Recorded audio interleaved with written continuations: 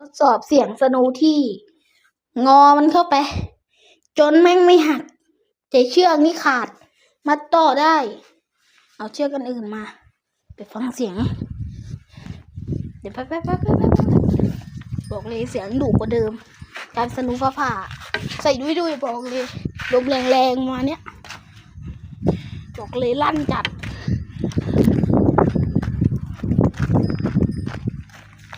ฟังเสียงเฉยๆนะ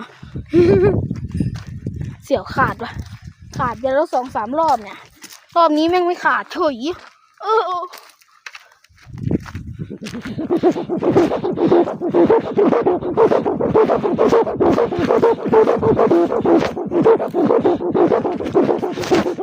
ได้ยินเสียงยังฮะได้ยินยังฮะมันจะได้ยินหรือมั้งพูดลั่นกว่าเดิม2อะไรวะลั่นกว่าเดิม2 เท่า